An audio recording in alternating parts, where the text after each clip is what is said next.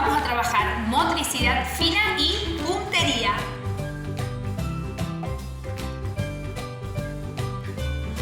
Para este valero caserito lo que vamos a necesitar es una botella, pincel, una témpera del color que tengan en casa, el cuchillo, una tapita de más y una totora.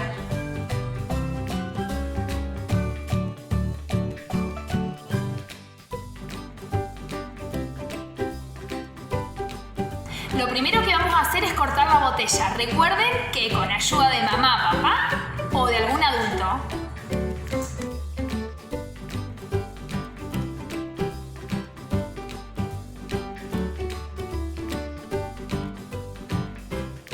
Si no le llega a quedar bien prolijito, lo podemos cerrar con cinta de papel para resguardar que los chicos no se corten.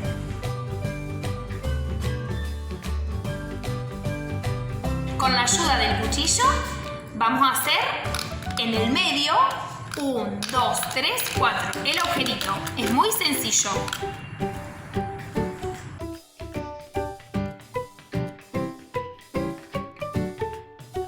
Para algunos peques puede ser fácil y para otros difícil.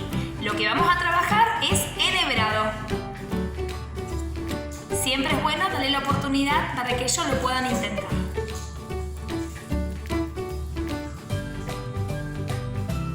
Hacemos un nudito en la punta, muy sencillo. Más o menos la totora mide 30 centímetros. Lo que hace la seño le va a poner la tapita en la punta. Hacemos un nudito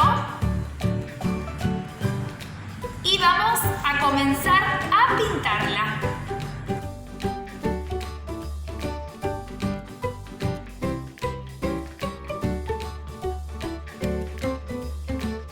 El siguiente paso es decorarlo. Pueden usar cualquier pintura que tengan en casa. Yo tengo pincel, pueden usar esponja, los deditos, lo que a ustedes les parezca.